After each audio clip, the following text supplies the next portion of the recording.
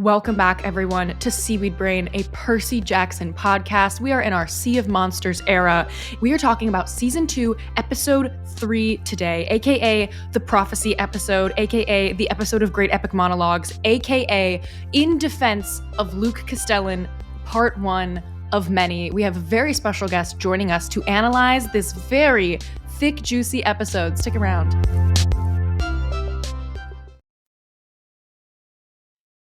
Yay! All aboard the Princess Andromeda, everybody! Toot toot! Choo-choo. Yeah, wait, is it toot? I guess it would be toot toot, huh? Not choo-choo? It's a metaphorical train and a real ship. What noise does a cruise ship make? It's a foghorn. It goes like, right, as it like pulls into the harbor. I didn't know you knew cruise ships like that, Carter. Ships in general. Let's go. That's their whole thing that they, right? Okay. Yes. Thank you. Yes. Okay. Nautical knowledge aside, we are Seaweed Brain Podcast. We began the show back in 2020 when Rick and Becky first announced that this TV show was in development, and we love books, but we've always loved television more. So we thank you for joining us here for these episodes that we prioritize and put on a pedestal. This is very special and important to us to be talking today. I'm Erica, joined as always by Carter. Hello, Carter. Hello. And today we have returning guest, friend of the podcast, the illustrious Janani K, formerly known as J Maya. Welcome back. This is my happy place. Thank you so much for having me to talk about this wonderful episode. I was listening back to our season 1 music conversation only expressly because I forgot everything that we talked about. And I wanted to remind myself like what we had decided about the different character themes. And we've just been graced by your presence so many times. You're such a genius, multi-talented queen. Do you want to give us, like, for new listeners, just a quick overview on why you're here and why this content is important to you? Oh my gosh, my dream. Thank you so much for having me. I am Janani. I'm a singer-songwriter based in Los Angeles. I write a lot of music that's inspired by literature, mythology, and my biggest claim to fame in life is that my first song, Achilles Heel, was retweeted by none other than Becky Riordan, who said that she thought that the readers would love to listen to it. And I do, if you're curious, I do have the tweet printed out, framed. Oh my God. It was the first time I'd ever had anything framed. Definitely, like, people come over and they're like, whoa, that's a tweet? Like, I'm like, yes, it is. Absolutely it is. So that's who I am. I love Greek mythology. I grew up on these books. I'm obsessed with them. And also, since the last time I was on the podcast, I have been included in another Greek mythology piece of media, which is EPIC the Musical, which is so fun, which we love. Jorge is also, I think, friend of the podcast? ? Friend of Erica. I would say I get royalties from an album that Jorge wrote that I sang on. So I would say that makes him a friend of this podcast. He's a mutual friend of the podcast. Yes. That's exactly. He's a moot of the podcast. He's a moot. Exactly. Well, again, no one possibly more qualified to be here. So kind. Becky, I know you're listening, so shout out to you for having a framed tweet on Janani's wall. What an honor. You guys, they keep putting these massive Percabeth conversations at the very end of the episode. Yes. We have to get through everything in this episode before we get to, like, the final Percabeth scene. They basically did that so that we at Seaweed Brain could be like, you have to stick around for our full 1.5, 2 hour long conversation because you got to get to the Percabeth bits. Before we dive in, final thing, thanking our sustaining Patreon members, Izzy, James, and Ellen. You can join our Patreon at patreon.com/seaweedbrain. All right, Carter, would you like to kick us off?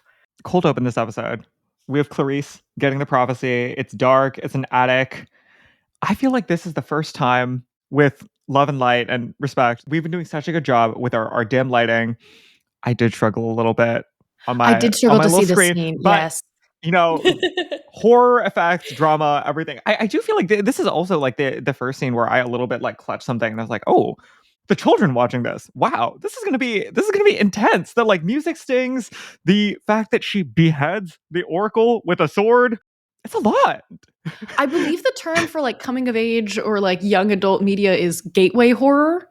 This is great. Gateway horror. Yes. And as the scene, you know, I think that's fair. Yeah. And I think it's great to have some things that are a little bit scarier than season 1 in this season, because as the kids, as the cast and the story gets older, I think that the the content dictates form. I think that the genre will get scarier, more intense, etc. Yes. I did gasp.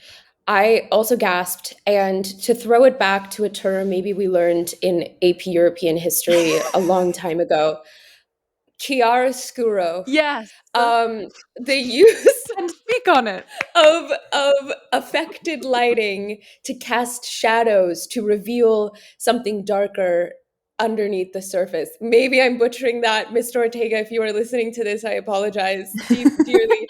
But I do think that, like, I love in general what we've seen in the season so far. I love the like play with lighting, and I agree with you. It's a very simple way to demonstrate to the audience a sense of foreboding. And I just love the darker theme of everything that we've seen so far this season. The stakes feel very high and there's real danger afoot. And I think that's something that I remember loving about reading the books is I never felt like they were, I know we've talked about this in the past, like I never feel like the books were ever talking down to me or treating me like a kid. Yeah. They treated these issues as very real, very dangerous. And that increases the sense of, A, adventure, and B, suspense as you're wading into the sea of monsters. Definitely. I feel that in particular, my prediction was right with Clarice and Annabeth this season, that the girls are going through such complex, emotional, layered journeys full of like negative self-talk, and there's no speaking down to the audience. Like these are fully realized, very complicated girls/women who are being put on screen in front of kids, which is just fantastic. First of all, the beheading the Oracle into the Clarice like yikes face as she turns to walk around is hilarious. But most importantly, the fact that Clarice delivers her own prophecy. I wonder if this is something that TV show watchers who are not book fans will pick up on as being such a gag. Like when Carter and I first saw this, we were like, what? This is so shocking and brilliant, absolutely brilliant, because we think about like, there's never like express lore world building rules stated about who delivers the prophecies in green smoke out of the Oracle's mouth. And we don't see this prophecy being delivered in the books, right? Because it happens to Clarice, it's off screen, and there's no reason why she or anyone would talk about who is delivering it, right? Like Percy never tells anybody that Gabe, and depending on your retelling, the poker players are giving the prophecy to him, right? This is just a secret that we're all individually carrying with us, and now we get to see for Clarice that it's herself. Yeah, and if we want to think about what does this mean and what does this decision mean, we should also remember that in the Titan's Curse, it's Artemis who delivers the prophecy to Zoe, correct? Yes. That one in front of everyone in a whole dramatic, I'm airing out your tea kind of way. Yeah. So see, like if we take what does Gabe and Artemis have in common for Percy and Zoe, it's someone who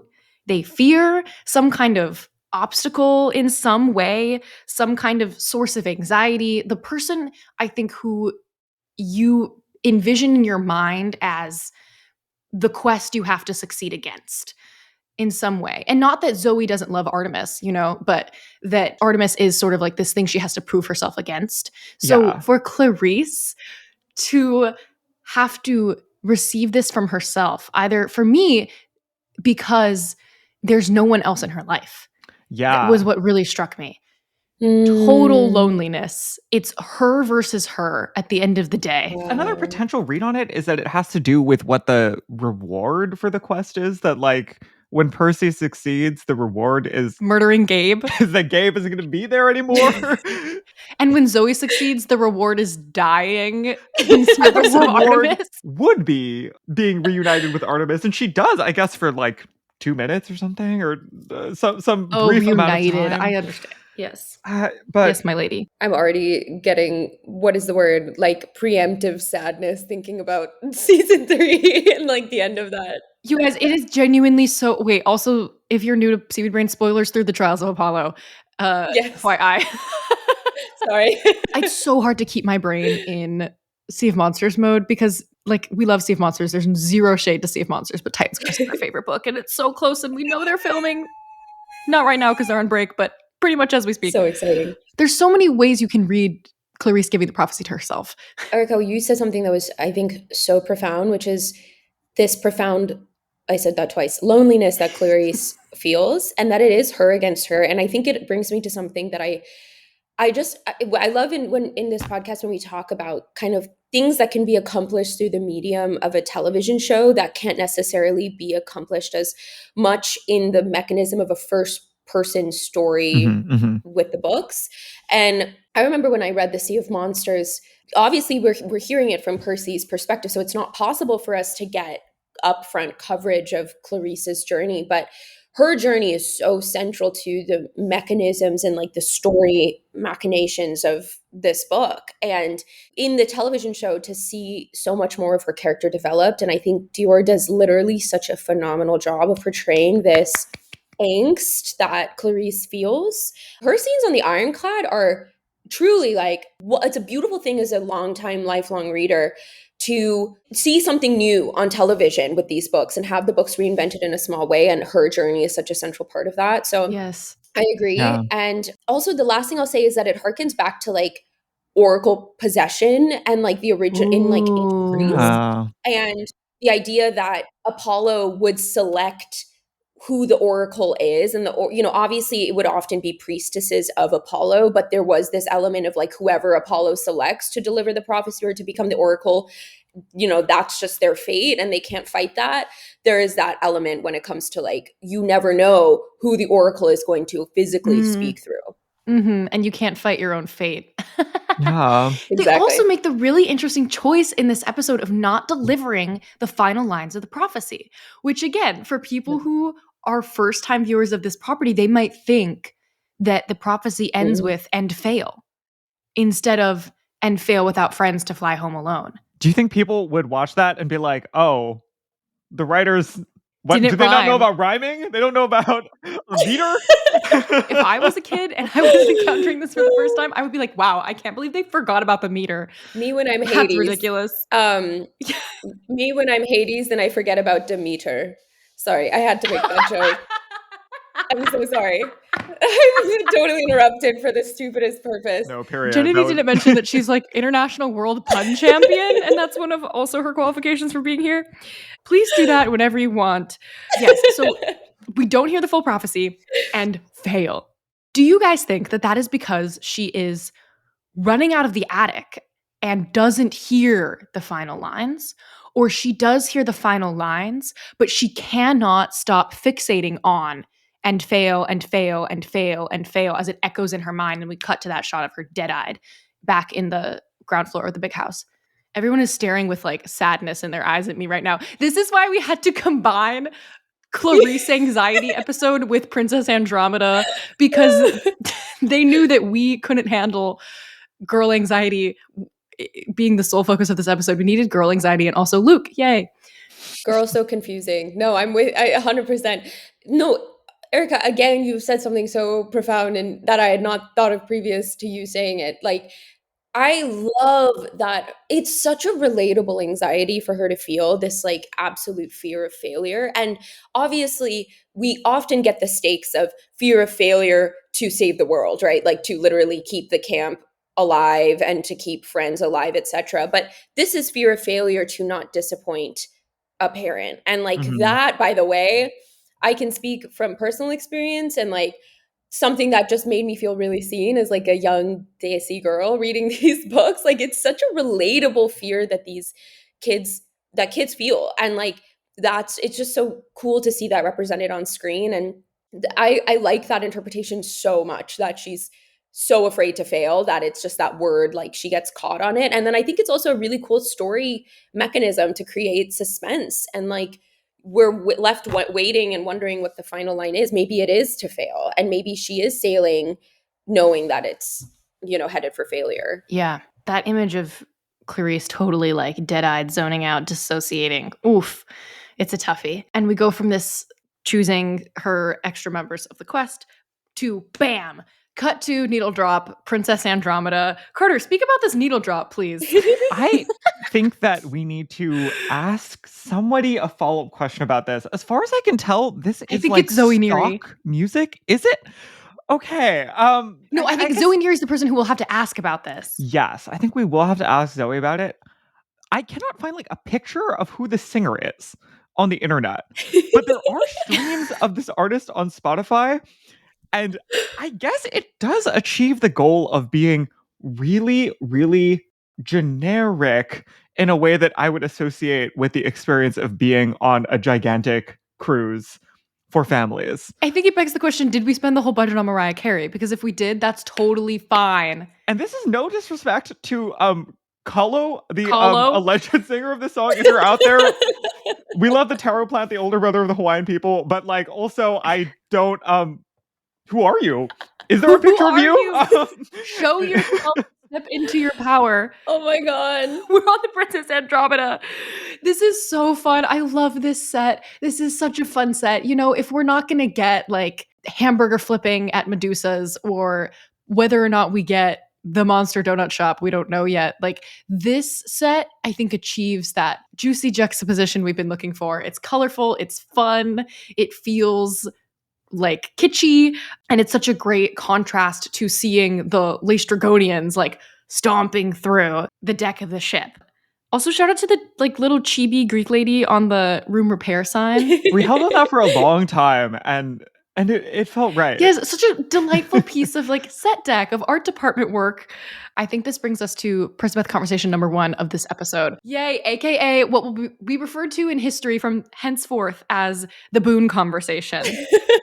At the end of episode 202, I was definitely like, wow, are we going to continue to be fighting? Are we going to continue this level of like lies and tension between Percy and Annabeth? And the answer is like, no.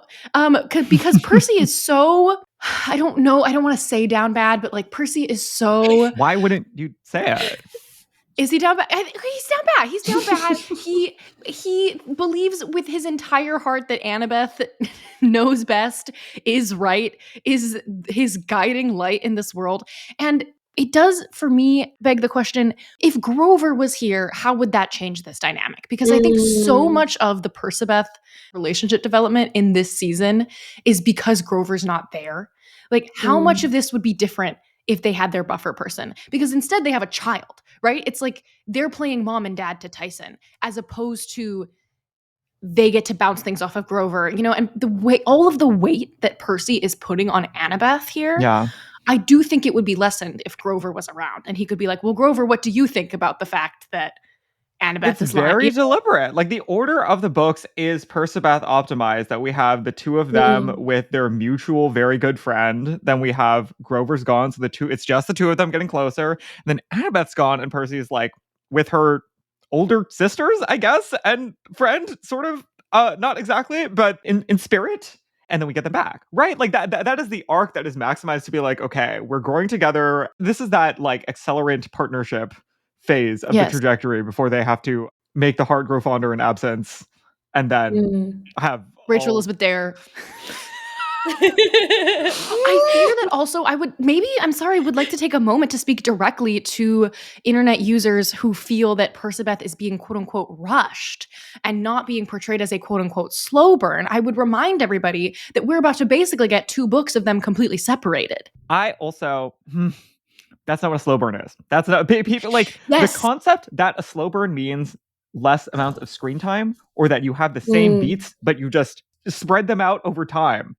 That's not correct. That's not correct. I don't feel like in the internet age that the children know what yearning is. We must return to the ancient texts of yearning, as our former guest Han put it. We have to remind ourselves that you can yearn for somebody who is right in front of you. Yes. Let's return to our Elizabethan age text. Let's go back to the 6 of Crows. Let's remind ourselves how much yearning happens face to face, inches away. That's the point of it. Like, the slow burn is supposed to be about sustaining something. It is about maintaining and deepening and twisting a relationship dynamic, because the stakes of changing it are growing and increasing and becoming more complex because of the different mutual entanglements and the things that could go wrong if anything were to change, and the reliance that you're building on the relationship existing in a certain form. And that is what we are seeing right now in the Boone conversation, is Percy obviously trusting Annabeth, wanting closeness with Annabeth, wanting them to be a partnership. But because of the circumstances of them trying to stop a war from brewing right now, literally, quote unquote, tonight. Annabeth is like, shut up. Like, oh my God, like, back off. You trust me? Okay, well, we need to go get Luke. Like, there's no time for this. I love the characterization of Annabeth, and it reminds me of I saw this on Twitter, and I don't know where it came from, whether it was an interview or an article, but they were basically saying when it comes to Percabeth, Annabeth is obviously smart enough to understand her feelings, but intentionally pushes them aside because she feels that there is always something more pressing to attend to. But Percy is truly just clueless and has no idea what his feelings are and in any way how to navigate them until essentially like the last book. And I thought that was such a correct characterization of the slow burn, and it's so accurate to how kids go about relationships. Like sometimes these feelings are really confusing. You're dealing with them for the first time in your life. And so it takes a little bit of time to figure out. All you know is that in the short term, this person means something to you and you want to spend time with them and be around them. And we see that with Percy and in this specific conversation. Like that's what I love about so far what we've seen with Percabeth feels so accurate, and B, I think like deepens a little bit of the tension that we read about in the book between them, which I think is really cool. It like increases the stakes of the relationship in this season, that we feel this kind of invisible rift that they don't even understand why it exists. We don't understand why it exists. If we stopped and thought about it, we could probably understand a little bit about why it exists, but like it's this fun mystery in the series so far. It's a rift that is there for them to reach across. That isn't arbitrary. That is also not focused on a third party. Doesn't fall into the slop that people are used to about another person getting in the way, or about miscommunication that is easily solvable by people who sat down for 2 seconds to think about what's going on. It is an actual contextual, meaningful, like there are negative consequences that we have to weigh about them choosing a different way around the particular obstacle that they're facing, that are not just about relational things for them. They're like world level consequences that are dictating this. And yet Percy is still so in spite of all of those things, is doing this like really costly show of intimacy by doing this. And there's something so great about that Walker performance of the like tiny little smile of like, oh, I ate that a little bit, when he says like, you can just keep it. Just keep it a secret from me. I don't care. I trust you. Like the way he says that, it's like, I know I did that. You thought that was sick. You're so impressed by how much I'm showing you that I trust you. Like the little like tiny smile. We can just see his eyes like squint up a little, and then he drops it. Like I'm not gonna go hint any further at how much I just ate that. I also shout out to editing, directing, producing. I also would have chosen that take if I was watching like 100 takes of the scene. I'd be like, we need that one. We need that one where you can see how proud he is of himself. And then cut to Annabeth being completely shocked and bewildered. Carter, you had a great note in the outline about the fact that like she is baffled. She cannot fathom the idea of somebody refusing knowledge. Yes. Right. Knowledge and wisdom. This is not just like information. This is information about his role in the world. Doesn't it feel like that's her first reaction, that it's not even processing it through this relational lens? It is genuinely being like, this is wrong. I don't understand what you're doing. You should want to know things. You should. You ever been flirted with and been just stared at a boy and been like, this is wrong? You should want to know things. You should want to know things. Girl, same. Also, like, can you imagine, like, also this is so teen, right? The idea that Percy would think that he ate this, and Annabeth is like, that was the wrong choice. Like, you wanted to impress me by refusing knowledge? You're so stupid. We need to go catch Luke. Oh. Yeah. And then he says this line that really gags us. I trust there's a good reason to stop me from leaving camp or going on this quest or whatever. I trust Chiron, but mostly I trust you. Again, it's like kind of a line. And he knows that it's kind of a line. And also, but Annabeth, we could see the deepening of her reactions here, where I think there is some level on which it is possible to see her being excited and processing that excitement a little bit. But then there's also this refusing knowledge thing. I don't understand why he's making this decision. But then there's, I feel like at this point, the primary over all of that is like, this is maybe a little bit too much responsibility, was my read of her performance in that moment that like she is being asked to shoulder all of the decision making, essentially, for everybody. Ooh, we asked Leah about this, but I'm pretty sure I framed it as a question for the next episode, so I can't cut to the clip of her talking about it until next week. But we did specifically ask about this, and we will play it in the future. I also do think we asked about the process of eliminating the Cyclops tension in favor of this relational tension, and we could roll clip here of the showrunners discussing that. All right, Percabeth, in all capital letters. Throughout the first 4 episodes, a lot of the events are the same as in the book, but the connective tissue of how we get to each of these events is like reworked in this very delicious, like relationship-focused way. And the big one for us is the removal sort of Annabeth's Cyclops prejudice as the tension between Percy and Annabeth, and replacing that with, 1, her stress about lying about being a normal kid and not liking all that stuff, and 2, this tension around lying about the great prophecy. Why was it important to sort of tone down the Cyclops element, and how did you land on these other 2 layers of alternate tension for them? The Cyclops tension was eroded in stages. We started with it, and then as we got into it, you know, especially since you're looking at such a lovable Tyson, right? And we didn't know what Tyson would look like. Maybe in your turning pages, also you're thinking of a much more monstrous, you know, looking guy. It didn't seem to have the relevance and the power that Percy and Annabeth, the organic tension that would happen from your friend. You grow up, you come back. Are we still friends? What are we now? You know. And that Tyson is, though, squarely still in the middle of it. Yeah. You know, they can't quite connect because Percy owes things, has obligations towards Tyson. And she is a little bit annoyed with him, but we all love him, so. After Percy pitches Boone, he pitches let's try normal kid stuff again, which to me was nuts. She just told you that she didn't like all of this. And now Percy is like, but what if she does it with me? And I had to ask Walker about this. So let's roll clip of Walker talking about this. Okay, Walker, so Annabeth tells Percy the truth at the end of like episode 202 that she didn't really like all the normal kid stuff. And this is like a big deal for her. Yeah. And then the next episode, Percy's like, let's just go to the pool. Like let's go play games. Yeah. Do you think Percy is like, she'll like the stuff if I do it with her?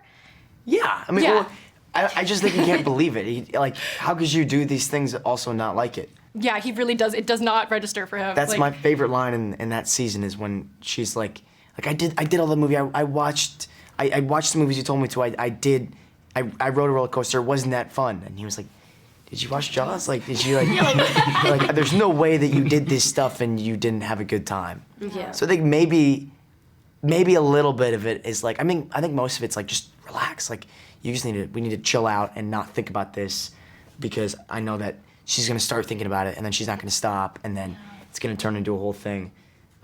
Spiral. Exactly. So I think the other part of it's like, there's no way she did those things and then didn't have a good time. Yeah, definitely. That's so cute. Him with like Jaws. He's like, but did you see Jaws? Literally. Did you see the shark? Don't understand. This was so funny. This moment where it almost happens too fast, where we don't get the time to. This could be a really big ask, right? But we're kind of not stewing in it. We immediately are cutting into other action. Tyson smells monsters, but that's not us. That's not our pace. We are sitting in this. We are sitting in it. Let us remind ourselves. This is basically the continuation of a conversation that began in the Tunnel of Love episode in season 1. Yeah. Let's remind ourselves, that's the pacing of the show. That's not even the pacing of Percy. Percy's still thinking about it. He's still thinking about the water park. He's still thinking about, she's never seen a movie. I'm going to show her these movies. This is a way for us to spend time together. Carter, you talked about this already, that like the costly effort to try to get into a room together when you are like in middle school and high school with like your crush, whether or not you know it, like you would do anything to just like be in the same class or sit with each other at lunch. Like that's what this is. Like he's like, please just sit with me at lunch. Yeah. That is so cute. It also makes me think about the question of love languages and how it just like it seems that his love language is like Pop culture. quality time and pop culture, and like it's so boy. Oh my god, the amount of times like in middle school or high school that a boy would be like, "Have you seen Pulp Fiction? Have you seen like insert movie?" Wait, and the like way I watched every single Quentin Tarantino movie with my high school boyfriend. Because he wanted to. This is a thought that I have, and that we're in a little bit of a danger zone. Percy, you need like, don't be a Quentin shooter. Like, he's young. He's young. Hey, I think Jaws is a solid choice. Spielbergian. Jaws is a solid choice. this is great. We love Jaws. I think it's a very smart choice for his writing because it's one, the ocean, and two, like can't get him in trouble and like doesn't quite paint him as a full film bro. He's just like a kid who Sally taught to appreciate Spielberg. Jaws is a 4-quadrant movie. That like slam dunk. Yeah. You can go see an exhibition about it right now at the Academy Museum. Maybe. I think it's still running. I love the inclusion of this little moment. It just gives me, I think so much of the dynamic between Percy and Annabeth in the books and then also in the TV show is this like push-pull dynamic. Someone is always giving a little bit more to the relationship and the other is like kind of like, whoa. And then the other person gives a little bit more to the relationship and then the other one's like, whoa, you know? And I think that continues like all 5 books, but I love that we're seeing that so much already in this point in the season so far. Annabeth is like, let's go for a walk. And Percy's like, why? And then she's like, well, never mind then. And then he's like, well, I trust you more than anyone. And then she's like, what? Why? And he's like, okay, well, whatever. Like, that's fine. It's just so accurate. Yes. Why do I feel like people who don't think that that's a slow burn aren't done with middle school yet? Like, if you don't think that that's slow burn, you haven't fully lived through middle school yet. Just finish middle school and then you will understand. They said it couldn't be done. Oh my God, I love it. The show takes a commercial break here. We're going to take an ad break. We'll be right back. All right. I think it's unfortunately time for girl anxiety. Oh, lordy. Aries is back. He's scarier than ever. Edge is going full wrestler character monologue in this episode. It's hilarious. It's terrifying. I think it's okay for me to say I was scared. I would be scared of this man. The idea of this man being my father would also make me dead-eyed in the big house, focusing on failing. I'm very scared of him. Yeah. Even though he's funny. I think that's part of what makes it so scary is that there is this very conversational tone. He's cracking jokes. He's clearly very like comfortable, chill, on some level positive in this interaction. He's here to support her. He's here to give her actual logistical help achieving this quest, which is something that not everyone can say, right? About their parents. But there are these edges poking through in his delivery where every now and then there'll be one word that he's just punching a little bit too much and we're like, oh, whoa, there's an explosiveness. And it particularly comes out when we meet the damned crew and he is screaming at them and keeps in the middle of that screaming diatribe turning back to Clarice and sort of giving her the wink, the nod, the like, oh yeah, I mean, like, you're in on this is us, like we're in charge. These are just these like mongrels that we are talking down to, ordering around, controlling, and also giving us that hint in that monologue that Clarice's position on one side of that dichotomy is not permanent. It's not 100% secure. Referring to her repeatedly as a little girl who has no experience. Should we put a trigger warning? We should have put a trigger warning on episode 2, not on our podcast, but on episode 203 of this show. If you have ever been condescended to by an adult man, trigger warning, this episode is awful. So difficult to watch. Oof. Let's read that line, actually. He says, now her training is best in class, but in the field, she is woefully inexperienced. And he turned back to her to make eye contact right and after wink. He said, woefully inexperienced. It's also like in front of the people that she needs to be commanding. Like what? Like they don't need to know that. You know what I mean? In the guise of supporting her, immediately undermining her. Yes. And this is where I think the fact that he is like they cast like a scary, foreboding white man is so important to this role because he doesn't he genuinely thinks he's helping her. I don't think that he realizes in any way that he is being passive aggressive or condescending towards her. He thinks that this is what will allow her to win over these men. And of course, immediately we see that it doesn't because they don't respect her because she's not a big, scary powerful white male god. She Wow. can't do what he did and have it work for her. We get to see her in this episode try to do the thing that her dad does, which is intimidate, and realize that it will not work for her. That is not how she is going to be able to be a leader, and then only be able to reach leadership by being vulnerable. She does a girl thing. She spins it in a girl way. She says, I can't just be mean and they're going to listen to me. That literally will not work for her. Yeah. And so she has to be vulnerable, but we're not there yet. I feel so, we're not there yet, guys. We're not there yet. We're not there yet. Capiche, Lord Aries, capiche. I love that line. I did. That was hilarious. That was what I want. Capiche, Lord Aries. That was juxtaposition. That was the dial being turned towards Goofy. This is also the first time we see Mitch. This is Mitch maybe from not important in the Blockbuster. grand scheme of the show, but I think like we did kind of know about this before, but I still, when I saw him, I was like, oh, huh. This blue polo, okay. This is literally the character who, like, when the teaser trailer dropped, people were like, that looks like Carter in the background. You don't remember this? In the background of like the shots of the Percy Clarice fight, there's like a person in the background and people were like, is that Carter? It's not. It's Mitch from Blockbuster. Let me not.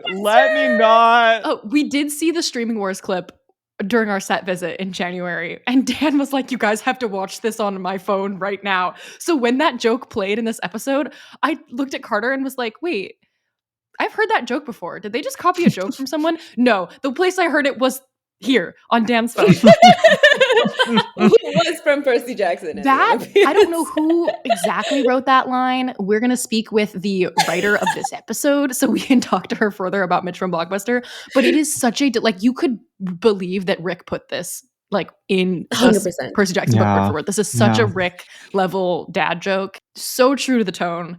Absolutely what I want. It's kind of giving Magnus Chase and Valhalla Yeah. with all of The the Einherji? different.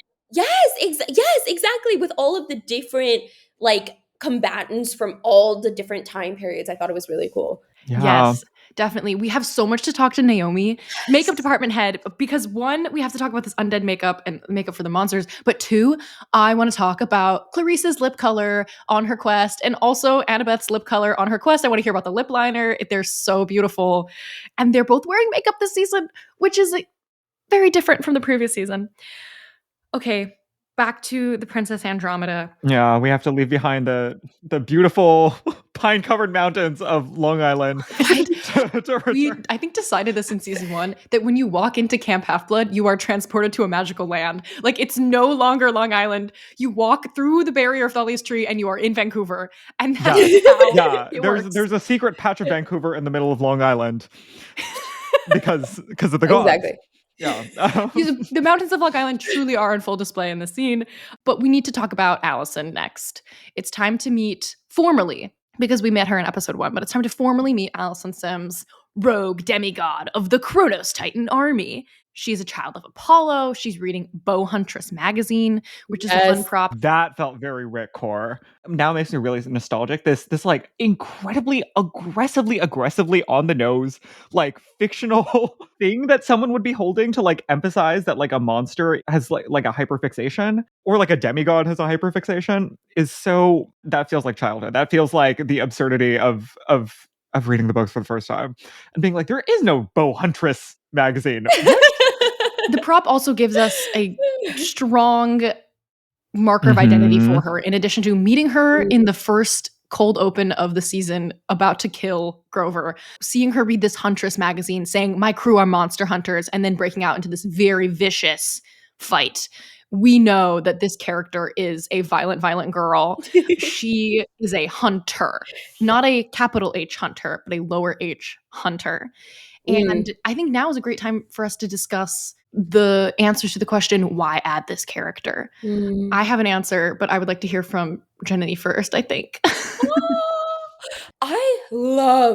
Oh my God, I love the inclusion of older demigods, because that is always a question that I had when I read the book. Like, what happens when a demigod, we obviously hear a little bit about it, but like, what happens when a demigod, like, quote unquote, ages out? If you really sit and think about it, like what does happen when you're over the age of 18 and you have all these powers and you have this training and suddenly you're just like left to your own devices. Yeah. So I think that it answers in such a fun way this question about the universe, and also again, like we've talked about this entire episode, raises the stakes hugely. Mhm. Yes, like Percy and Annabeth are starting their journey in Camp Half, but like what is their future going to look like? It's, you know, truly like either they become, you know, try to assimilate into normal life as much as possible, or they become like evil hunters who are dead set on killing other demigods. Like it kind of Yes. does create this like two road situation. I totally agree with that. Something I didn't even think about is the fact that if Allison exists,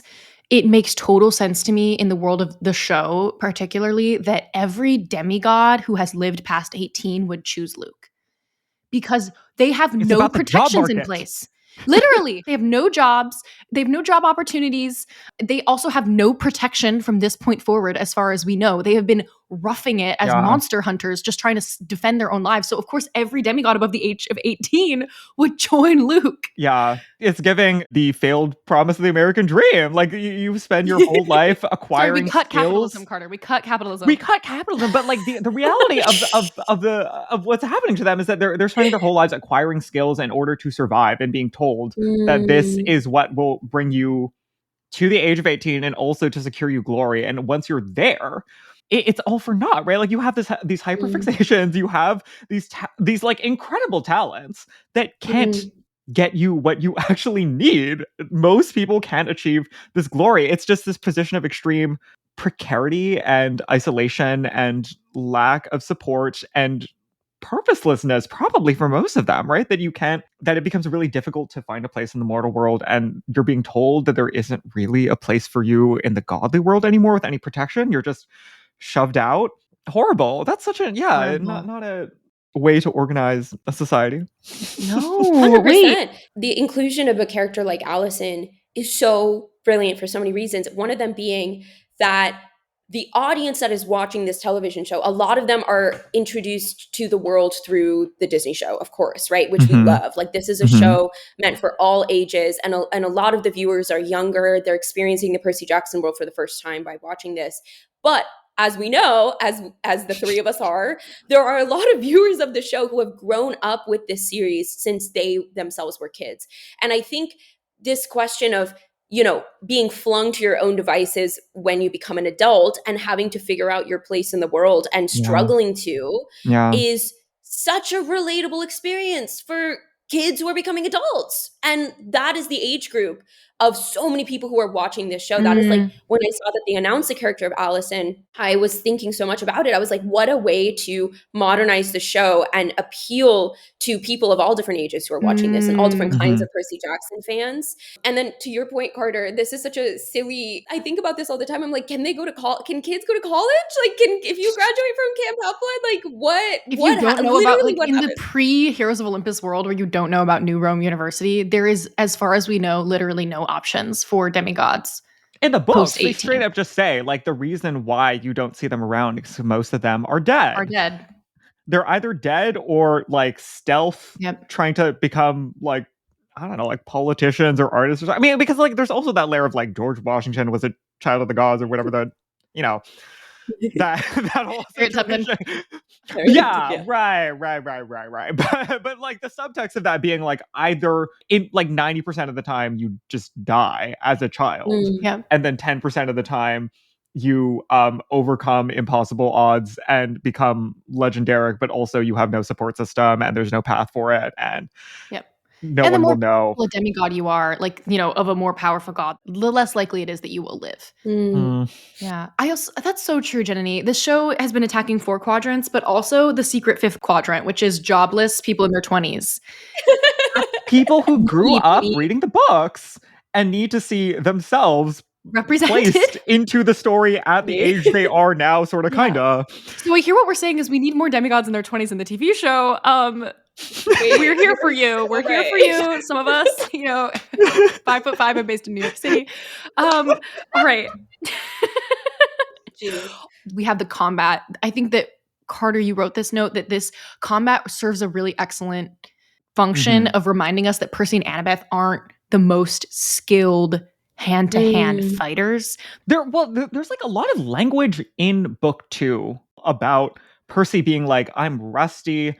I am trying to find my place in camp in a more durable way with the understanding that everyone has trained more than me. I've taken a year off. And particularly during that final fight with Luke, his whole mental monologue is him being like, Luke is really good at this, and I cannot coast on being a child of Poseidon to get my way out of this. This is not going to go well for me. And I feel like we're going to get some version of a Percy Luke confrontation later on, but like we're not going to get that internal monologue. And so I think we need a way to be able to visualize all of those ideas that, like, in this situation, we're placing Percy more squarely within this ecosystem of other people who have different skill levels and who a lot of them have like just trained a lot more than him. And it wouldn't be satisfying if he's trained for like 2 months a year ago and is 13 and can hold his own against this like 18-year-old person who's essentially spending all of her time doing this and has been spending all of her time doing this for a really long time. That's not like a good power scaling for a satisfying story, in my opinion. It also really, again, positions us as to why, Luke's army is a real threat, because if Percy is like the most powerful demigod that Camp Half-Blood has, meanwhile, Luke's army has, at this point, dozens, if not 100 rogue demigods who have been fighting for their lives for years and years and are as powerful as Allison is. It also sets us up really well for Annabeth to, in the couple scenes from now, be like, you can't take Luke in a fight. If you think you can take Luke in a fight, you're wrong. You couldn't even take Allison, and there were 2 of us. Yeah. I also had to watch this scene like 3 times before I realized that the way that they make it out is by Percy saving Annabeth, by like he straight tackles her to get her out of the way. Storytelling through stunts. Stunt telling! The thing that I have to say is so stupid that I feel embarrassed but I'm gonna just say it. Would you say, so what I'm hearing is their training has been best in class, but they are woefully inexperienced? Yes. Yeah. Wait, that's not stupid. That's a great parallel.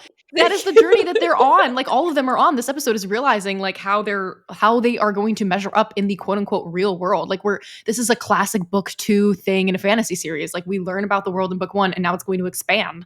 And we're going to realize that we don't actually know anything. Therefore knock you down a peg. Yeah. Yes, absolutely. That's not stupid at all. Thank you. Okay, so Allison's overboard. I really enjoyed zoom and enhancing on her like body falling into the water. The CGI, like the visual effect is just so fun. We go through Allison's bag, juvenile delinquent core. Yeah, delightful. Yeah. We see that the Princess Andromeda card is actually a scythe. This is very fun and dramatic. I love like slowly turning it vertically as the music intensifies. You can't tell it's a scythe when it's horizontal. It's giving Kid Detective, as we've mentioned, because it looks like a boat, but then it looks like a scythe. I get it. Good stuff. We hear Kronos' voice communicate through Percy's mind. I've been thinking about this a lot, having, been in the middle of a Stranger Things like culture at the moment, that it doesn't even feel like a trope to me anymore as much as like a actual like mandatory part of the hero's journey in a fantasy story, that we somehow have to have the villain like psychically communicating with the hero because there's like a part of him that's connected. To break that down, I'm going to strongly disagree. It is a trope. Everybody does it, but that doesn't make because it Lord mandatory. of the Rings did it. Lots of people have done it. This is like one of those stories where in particular, like we have no lore to establish why it is that Kronos is telepathically communicating with Percy, right? Not to my knowledge, not in the TV show, not in the books. And I don't really know what it's accomplishing because he's also not communicating anything that is logistically relevant or emotionally impactful, in my opinion, other than I am scary and I know who you are. And clearly both of those things were true, regardless of whether or not we have this. But we'll keep an open mind as we see how this goes. Yeah, let's see if we get a reason other than Kronos being super powerful. Because we've seen Kronos visit in dreams, but this is the first time we're hearing Kronos like speak in IRL, as far as I know, as can remember. In like a headachy kind of way. Yes, in the back of my neck is tingling, Wait, this was my actual favorite juxtaposition, mortal, divine world situation is the cruise ship TV. The cruise ship welcome video. Cruise ship TV where it's just these like not that good looking stock image looking photographs of Yes. different scenes around The the fact ship. that the images And look the like they were second to taken the on an last one iPhone. just has last Dragonian giants in a bowling alley.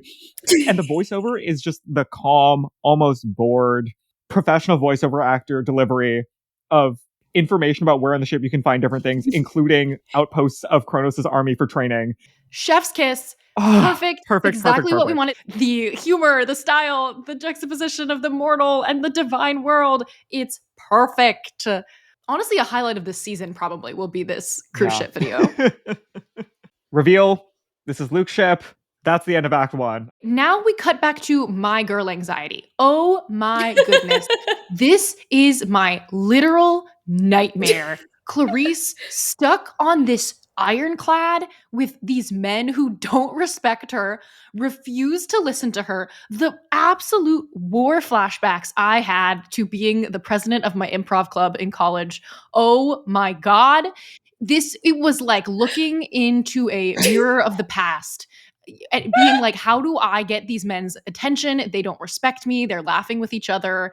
I literally have no choice but to run this rehearsal right now, and they don't care.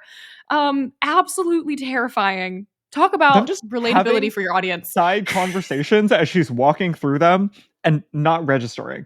Or they'll turn to her, they'll talk about her to her face, and then resume their conversations as this she episode was written by a woman. This episode was written by a woman. You guys, this episode was so written by a woman. Ah! I have a sea shanty question that we're going to have to ask the writer of this episode. You know, just lore building wise, this being like, we sail from Asphodel. Did they compose this on the way? You know, were they like traveling up from Asphodel and they were like, let's come up with a shanty, and they like improv this one? Because I don't think they're singing sea shanties in Asphodel, you know? Not about coming from Asphodel, because most of them don't, right? They're kind of stuck there forever. That's the whole bag of Asphodel. That's what they were doing when they're like not listening to Clarice. They're like group composing, you know, the next line of this sea shanty. As we learn later on this season, there are a lot of special skills represented, and you know, probably one of them is gifted sea shanty composer. Oh yeah, Aries would have thought of that. He was like, I need to like raise like a captain. I need to raise a sea shanty Mechanic, guy. Sea shanty guy. Yes, all the vitals. Mitch from Blockbuster. Absolutely crucial. Yes. Unfortunately, I think that's it for this scene, right? And we go back to the Princess Andromeda. It's just anxiety. This is where we actually watch her try to do the Aries thing. She tries to, you know, like straight up her sprite, use her diaphragm, shout at them, intimidate. Girl, Dior is using her diaphragm in this episode. Her diaphragm is activated. You better speak from your diaphragm right now. You better take a big deep breath and speak from your gut when you are trying to imitate your father. And it does not work. Okay, back to the Princess Andromeda.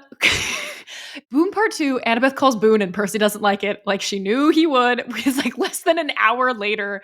This is honestly like probably 7 minutes later in their lives, and he can't handle it. We get this very delicious line that I don't know. I think on my like 4th rewatch of this episode, it took me that many times until I heard Percy say, we can get the drop on Luke, take him down, end the war tonight. And then Luke later say, you can end the war tonight. You would think they're like two sides of the same coin or something.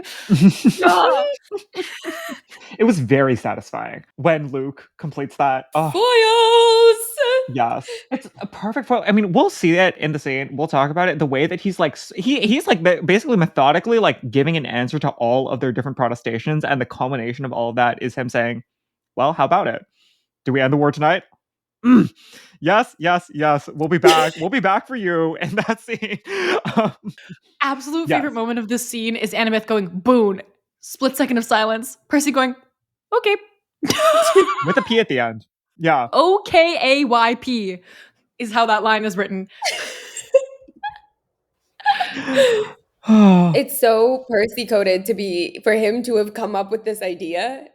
Like, do you know what I mean? He's like, wait, I have this genius idea. What if and then you say Boone, and then she says it, and he's like, wait, who came up with that? Like, that's okay, I guess. And Annabeth is like, I told you 5 seconds ago that this wasn't going to work. But she went along with it. She tried it. Yeah. I think that should be noted. She tried it. When we talk about like the perfect writing of a dynamic for people at this age and at this level of other stuff going on that they have to worry about, watching this like overpromising, going along with it, and then realizing that you overpromised and being visibly irritated, but still taking that moment, working through it and being like, okay, yeah, I'm mad. This isn't working. But like having that moment of like, I'm mad. This isn't working. How can we find a way for us to like disagree? Because I understand now that that's important. I love. Not just because of development, the way that this speaks to both of their characters, but also like we saw Annabeth get like really emotional about this earlier and say basically like, I don't want to do this Boone thing because you're gonna hate me. Like like that is what part of what is scary about this to me is that I'm putting my friendship with you on the line. Your trust in me is what is going to get like bent and warped and won't be able to survive this. Yeah. And so for him to at this point like sort of like see it happening and also be like, yeah, that was right. I'm conceding. We're pushing the brakes and like we need to great stuff. Yeah. And for it to all happen because of the Luke conversation. Yes, that is what we want to see. Yes. There's so much work that Annabeth has to do this season to remind Percy about her relationship with Luke. You know, from the very first episode where he goes, there's another boyfriend, it doesn't even register in his mind that like the tall one in her dreams is Luke. You know, he doesn't remember. She has to explicitly say to him when Luke poisoned Thalia's tree, it was like seeing my brother stab my sister in the back. And of course, she's also saying that to the audience because I went to that D23 screening and nobody cheered when Luke came out. And that really was a emotional reset for me. We need to teach the people like who this man is. Yeah, it's important to meet him in this episode for the first time, really, truly, actually, because we've never really met him other than the last 10 minutes of season 1. Yes. I'm sure that you guys have talked about this in the first episode, and I know we offlined about this previously, but I think it goes back to like the inclusion of Allison when we're talking about Luke being a sympathetic character. Yes. That she can do his dirty work for him and he gets to be above it all. Exactly. That is my feeling about Allison entirely, that she, in her violence, allows Luke to be even more sympathetic and allows him to be a politicker as opposed to a like war general, at least at this point in time. I just reread the diary of Luke Castellan in the Demigod Diaries to really prepare for this episode and for next episode. And there's a really fun characterization of him in this like first person narrative as a lockpicker. He is, you really see him as this child of Hermes, like he is the one who listens, like puts his ear up against the safe and does the minute fine work, you know, as a conniving, like trickster son of the trickster god. He's not this guy who's going to be sweet. Like, yes, in a sense, his violence and like maybe Kronos overtaking his body at a certain point in time turns him into this like bravado war general sword swinging violent guy, but that's not really who he is, and that's not where his revolution starts from. It starts from a place of being he's a politician. He's a smart guy. He's good with words. He's the child of Lin-Manuel Miranda, and so we need Allison to be there to throw a bow and arrow around and be his mass. Also, she exists so that we don't have to, in my opinion, VFX like 100 Cynthian Dracanae dragon women, you know, who usually is doing the like and shout out to that. Work. It's better this way. It's better this way. Capture instead of kill. Other note, yes, we have to talk about that. I thought this was so funny that Percy is implying that we were on our way to murder this man. This 13-year-old on Disney Plus was like, Aang found dead in a ditch. Aang found dead in a ditch. Your fave could never. Aang found dead in a ditch. Expelliarmus rolling in his grave. Superman slapped in the face. Miss Mouse didn't come here to play. She came here to slay. That's what Carter wrote in our outline. Literally, Miss Mouse came to slay. She said, death to all of them. Oh. I love Percy Jackson. Kill count 1,000. Kill count 1,000 main character. Nobody can defeat him. But on a different note, when Annabeth is like, they're like, where are we going to find Luke? And Annabeth is like, well, he'd be in the Admiralty suite because he's, quote, all about glory. I saw Carter point this out in the outline, and I also like wrote it down 8 times. I was like, is this true? Do you think it makes sense that Annabeth would think this is true? I think yes on the second one. On the first one, I don't. I mean, I think it should be a question for us to think about. We need to plant a seed for like what are reasons to be skeptical of Luke, and which of those reasons would these kids have access to? And I think that on both of those counts, this makes sense as an inclusion. And also I mostly wrote it down because it's reframing a lot of the like Kleos named discussions that we had in season 1, which you might remember are all from Luke. When we have these concepts introduced, it's like during episode 2 of the first season when Luke is basically teaching Percy how to be a demigod and what all is going on. And it's him framing quests as being about glory as opposed to being about, say, a Sally Jacksonian, there's a job that needs to be done to help your friends vision. But however, big capital B, big capital H, but however, rolling back the tape to a conversation with John Steinberg about season 1, where I asked the question about Nostos versus Kleos, homecoming versus glory seeking. John Steinberg has said before that that's one of the frames that helps him to understand and analyze a story. And I asked the question, but in the Percy Jackson universe, those things are the same, because homecoming and getting that approval and that safety from your parents is the same thing as seeking glory from the gods, because the gods are their parents. And I believe he said, because I've listened to this 1,000 times, this is my version of Becky Riordan's tweet on my wall. He said something like, you're halfway to what makes this show so brilliant and the story so brilliant, which is that it is the same. So for Luke, like that desire for glory, quote unquote, is really just a desire for recognition from his father and for safety and for a home. And so when we get to the Admiralty Suite, and he says this line that is quite literally pulled directly from the Sea of Monsters, a little bit better than Cabin 11, huh? Yeah. It's about, having space and fresh air. Let him laugh in my face. I don't care. But it's also about... it's also home. It's like glory and home. It's the same thing. So the whole like Luke's all about... Wow, I really took Carter out with that one. That was me singing Newsies. That's a fade from Newsies on the podcast. Because Luke is leading a Mouse is revolution. come here to slay us. Oh my. Luke is leading a revolution, much like Jack Kelly forming a union of newsboys. I see the vision. I think the issue is that it's both. And that I am seeing it from a perspective of home. And I think that the writers may also be seeing it from a perspective of home, in the sense of making Luke sympathetic, but that Percy and Annabeth see it from a perspective of glory. Like he's just seeking glory. Wow. And as they should, that should be where those characters are at right now. You've just blown my mind, Erica. And I'm thinking, maybe I'm thinking a little bit too hard about this. Now I'm just fascinated by this Nostos versus Kleos discussion. It makes me think about the Odyssey, right? Which is obviously a huge framing mechanism for this entire book, the Sea of Monsters. Yeah. And maybe I'm thinking too deeply into this, but this conversation, it takes place on a ship, on the Andromeda. We see 3 ships in this book, right? We see Percy and Annabeth's ship, we see the Ironclad, and then we see the Andromeda. And the Ironclad and Percy and Annabeth's ship have clear destinations. For Clarice, the ship is headed for glory. She's seeking glory from her father. Yeah. And for her father. Percy and Annabeth, they're seeking friendship. They want to go save their friend. That's very Nostos driven. There's like a clear destination, which is Grover. But the Andromeda literally is a ship to nowhere. It exists for the purpose of housing. It is their home. Yeah. Oh my freaking Lin-Manuel Miranda. Wow. That is nuts. You are so right about that. And that's why Allison, like even the idea of Allison, like when we see her in this episode lounging on the cruise ship, this is probably the first moment of safety. She's not the first, but this is probably the first time she's had safety in her life since she left Camp Half-Blood. Is like, and like the ability to like lounge around and read a magazine is such a gift that he has given to these kids. In defense of Luke. It's such a gift, and it is their home in this warped way, but then also symbolically, they are literally floating in the ocean, completely lost, completely untethered. There is no destination. There is no origin. They don't know where they're going. Yeah.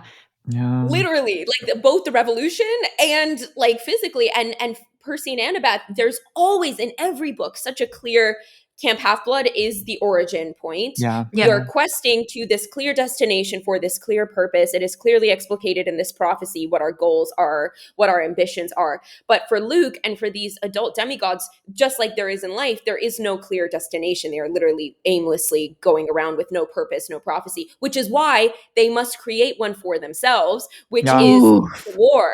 And it goes back when we're talking, I loved your characterization of Luke as being this politicker And it just, what I love about the series, and then also I think we're starting to get this so early on, is this sense that what Luke builds gets completely away from him. It is not the Yep. reason. He does not seek the death and destruction that Kronos seeks, that people like Allison. So now we're seeing already that his own, like, his own minions are Literally. getting away from him. You know, when Literally. she wants to kill Percy and Annabeth, and he she's says, like, Luke's not gonna no. be. Exactly. Yes. Yeah. It's already getting away from him. Oh. Wow. Should we as a running bit be talking about the is it too shady to do the Charlie reading list because he didn't get an assigned reading? No, Not like literally. Charlie, like what? Charlie, if you happen to be listening to this, we love you. You have read the appropriate amount of Oh, obviously Charlie, like, the performance is great. This is not in a shady way. This is not saying you No, need no, any no, of this. no. This is us saying these are books that we're thinking about in the I think that context of instead Luke's of- journey. Yeah, I think that the framing of it is the gathering sources for the defense of Luke Castellan. Like, we begin with the Demigod Diaries. What other readings are on the list in defense of Luke Castellan? Also, side note, I saw a clip where I saw a clip of Leah talking about how every time they'd be on set, she'd want to like stay on set and not go back to school. But if she was in a scene with Charlie, that she would log so many school hours that day because he just nailed every scene, and they wouldn't get to do it over and over again, and she'd have to go back to school. That's how good Charlie is, you guys. He knows what he's doing. What a sweet thing to say. Wow. Yes, so it's not about that. Yeah, let's do it. Do you have a reading? The Luke defense syllabus. I think that like you just really unlocked something for me, Janani. I want to. I feel like we should put first thing, Myth of Sisyphus from Ms. Camus. Ms. Camus. Yeah. Okay, great. We're doing the Luke defense syllabus and starting now. And yeah, we're gonna have to think. We're gonna have to just hit a little bit harder on the revolutionary readings. Also, I think that this could be a really great special episode for like March, where if we compile throughout the season and we start naming them, we can like dive deeper. If we think into of any them as we go along, we'll name them and we'll think harder about the full syllabus at that point. Yeah. Absolutely. 100%. Okay. After this, it's time for the Sweet Life on Deck. The way that Annabeth is like, what's your freaking plan? You know, you can't fight him. Percy's like, I got an idea. This is pop culture king love language Percy, where he grew up watching TV. So he knows the way to sneak in here is in a laundry hamper. We are just like one level short of them dressing up in janitor outfits right now to sneak into. I was expecting them to pop out head in a stacked row out from that elevator to Disney branded television.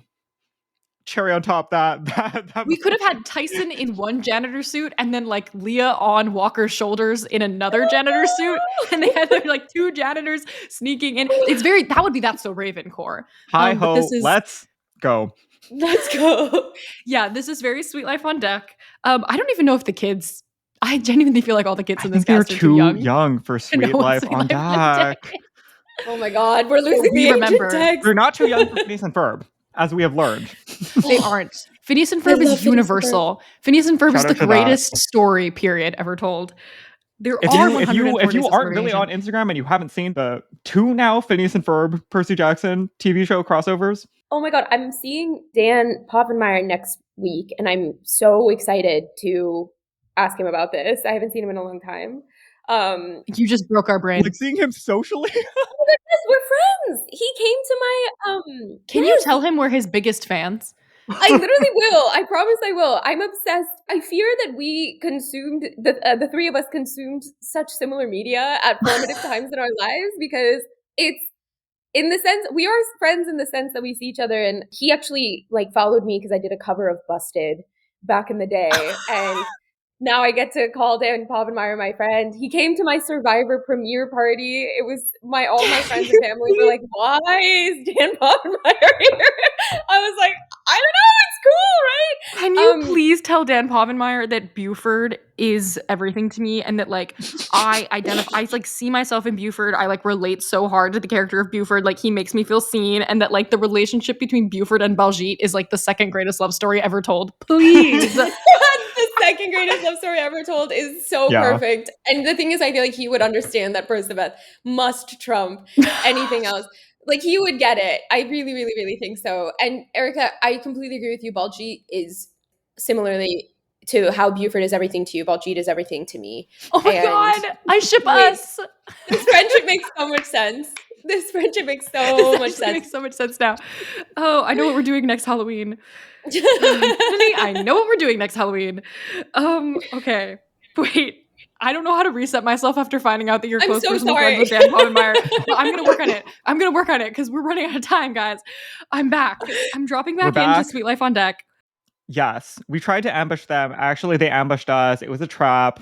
Exactly how it We plays in the have book. the book moment where Tyson is doing the voices from inside, and he says basically like they know where we are. Yeah, they got us, and it's time for the Luke Smackdown, but not Smackdown. Luke politicking. That's a good way to put Yes. it. The Luke politicking. How come join my side?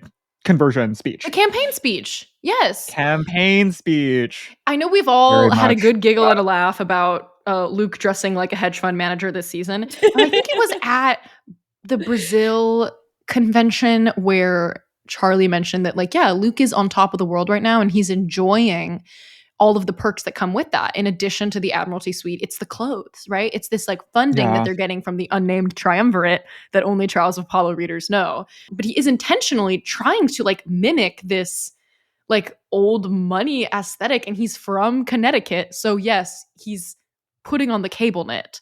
Or maybe Yeah. Kronos is whispering psychically in his ear, like, you want the yellow cable knit sweater, young demigod? I think it's option one. I think he knows. He knows about the yellow cable net. He's been eyeing the yellow cable net his whole life. And now he's taking it. Yeah. Yeah, because he has the resources too. Tyson also, this is a small note, Tyson like smells Kronos, basically.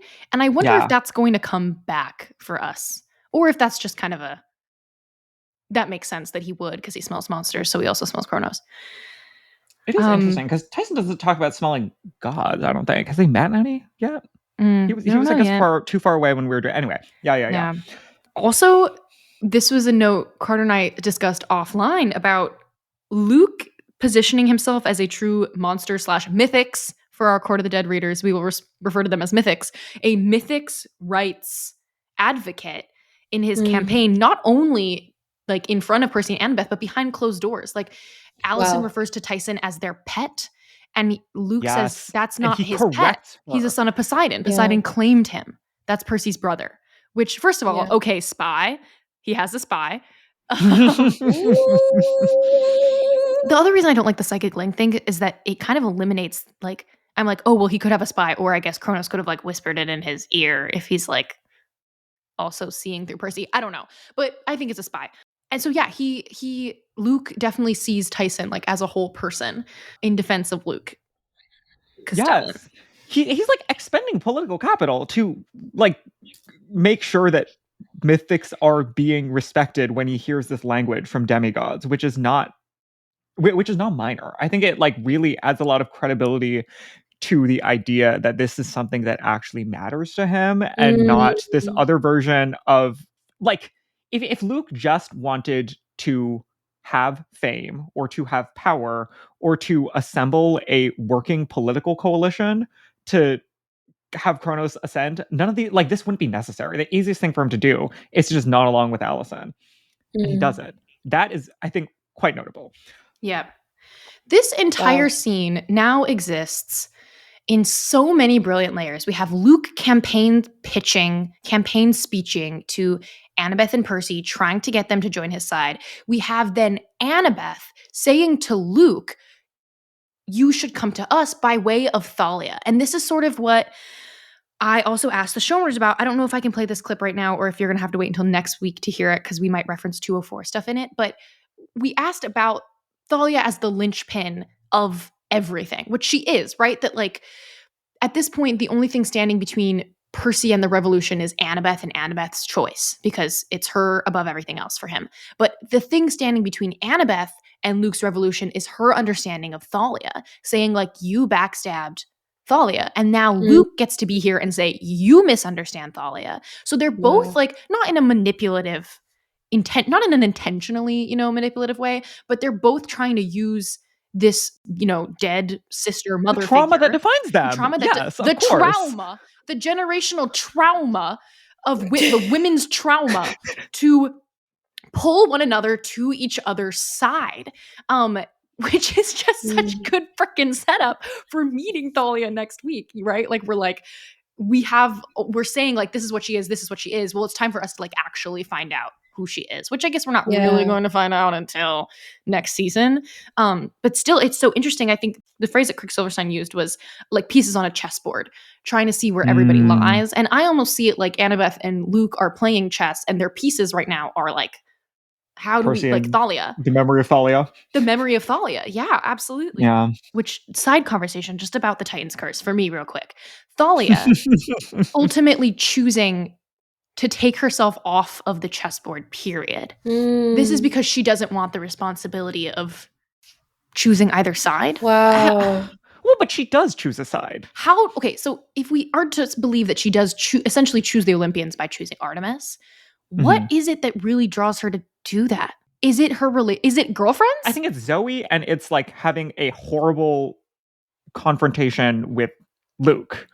Yeah, so it's whatever happens at the end of Titan's Curse has to be. Yeah, we're gonna have to move her a lot. Like, there's going to have to be a bit. There's a lot of ideological journey for Thalia to go down, and probably for most of us. Like, I have to imagine that, like, as Thalia goes, like, that's going to have to be the big thing convincing us, because we are presently not convinced. Yeah. We are presently moving Thalia, and like a level of violence from Luke is going to have to be displayed at the end of Titan's Curse that like makes us believe that Thalia would reject him and reject the idea of destroying Olympus. Like, I think that Kronos is going to have to take over so much that Luke like I think to me, like, where my brain went was, you Luke want incremental Kronos takeover. I want incremental Kronos takeover, and I also think it's like Luke threatening Annabeth's life that would take Thalia. Well, you say that, but also Annabeth next season, we're going to have to, like, much more in the books. Like, she's going to be actively considering, right? For like most of this, like, she's going to be actively considering, and she's going to be suffering under the weight of the sky. So like, it's both. Yeah, I feel like that's the noxious combination, right? That she's going to be like, you're like abusing this relationship to pull Annabeth onto your da-da-da-da-da. It is also entirely possible at this point that Thalia doesn't move all the way over. Like, you're totally, like, that first framing. Yeah. In the books, she's like clearly like, I'm going to be taking the side. I'm whatever. Like, I don't want to be tempted again, is her line at the end of the Titan's Curse. But it's not, I think, totally impossible that the Hunters are a neutral secret third party option. in this whole situation, and she doesn't love Olympus after everything is said and done. Yeah, I certainly don't think she loves Olympus. Fascinating. It's really this season. It's just like in this scene right now, we're watching Luke and Annabeth play chess, and the pieces are Thalia. But next season, it's going to be Thalia and Luke playing chess, and the piece is Annabeth. Wow. When I asked about this, they were like, "We can't answer your questions, Erica." I was like, "Please, care to comment?" And they were like, "Our lips are sealed." So I don't know. We're gonna have to wait and see. They're really in the thick of it. They're in the thick right of now, and through these brainwaves. Maybe it's ambiguous. Maybe you need to not resolve the choice of, like, Kronos versus Olympus at the end of Titan's Curse, and you need definitely to keep it ambiguous and make Thalia be a neutral party. I definitely don't think they're going to resolve it, and I definitely think that we're going to threaten Annabeth, and that's going to be the only way that Thalia even like decides to choose the Hunters. Okay, anyway, we already spoke about the Kronos coffin looking like kintsugi Japanese ceramics. I feel like that might be like a props question that we're going to have to ask. We are going to have to ask about it. And yeah, there's a lot of like really cool set design details in this. We have to like at least mention the gigantic, vaguely medieval looking tapestry that covers the entire wall. Wait, so also I think now is a great time to reference the fact that when we did our set visit, Charlie and Dior gave us this like hilarious flashlight tour of this exact set. So they couldn't turn the lights on, but we got to walk through the Admiralty Suite. If I get approval from Disney, I'm going to post the like iPhone videos we took because it's really funny and fun. But we the best thing about it is that the tech, like they basically they were done with this. They were in the process of packing down the entire set, so they could not get any actual lighting in this set. We were walking through this in the dark in the middle of a soundstage. Yes, but wait, definitely check our socials, because if I don't post the video, we will have like pictures at least. But we got to like get up close and personal with all of the artwork that's in the Admiralty Suite, and like we were all standing there kind of like staring at this one gigantic multiple piece painting that is behind the Kronos sarcophagus. I think that's gonna have to be like an art department question, but it is like an original thing that they made for the Admiralty Suite, and possibly telling the story of like the original Titan Yeah, war. But I Mhm. honestly, I have a feeling that Monster Donut will do like a 3-hour conversation on just the painting. So I think we I can think leave it that to is them. interesting that it's from a different art era. That like all of the Yes. different gods have clearly had their own aesthetic tastes. Where maybe The Zeus Hieronymus is Bosch our of the big underworld. Art Deco person. That Hades is a Bosch person. Yeah. And now I guess Kronos Yes. is medieval, or that he's like Oh, Kronos that's really such a gagged for great like the point. unicorn in the cage painting thing. Yes, the idea that the Kronos art would feel significantly of an earlier time period. Older. than- He's like Yes. pre-Renaissance. Yeah. Oh, that's such a good point. It does feel like particularly old and like not of this time, not of quote unquote like Western civilization, modernization, art styles. Yes. There's just so much specific work that this conversation does, like setting up the Great Awakening. We gave Tyson the rundown earlier about Kronos being in quote pieces, and now we're hearing that piece by piece, every half-blood that joins us makes him stronger, piece by piece. Now we're gonna get really in the weeds about Thalia saying you didn't know her. Whoa. Charlie is yelling like We have never seen him yell at a girl like this. Ever. Or anyone. never. We were rooting for you. We were all rooting for you. Yeah. This is Real? a Tyra Banks reference. It is a Tyra Banks reference, and it is him to Annabeth being like, well, my mother yells This at is me one like of this, those- it's because she loves me. That's This is one of these Annabeth. Wait, is When it Violet? Kronos I want yells us like to that. all chant this out loud at the same time. Thalia and I were on the run together. Do you guys want to do it with me? This Let's do whole it. paragraph. You didn't know her. Thalia and I were on the run together the for run 2 together for 2 years. years. You were with us for 2 months. You were were just a kid. Thalia Thalia hated hates Zeus. Zeus. If she knew about the great prophecy, if she knew she had a chance to tear down Olympus, she would have never given up on her life. life. That tree is her curse. She'd be glad to see it fall. That was pretty flawless, guys. I think We delivered that. Wow. This is maybe a good moment for us to shout out the Comic-Con interview that we got to do with Yes. Charlie and Leah, Wake it in up. which we were asking about this dynamic, about the Thalia, Luke, Annabeth, particularly as it pertains to the tree. And his answer was basically this. He was saying Luke would not see it as a betrayal. Luke would see it as actually a vindication of Thalia's actual mission in life and what she wanted, as opposed to how Zeus has chosen to Yes. freeze her and mythologize her without her consent after her life. A burden. It's really freeing her from the burden of the curse.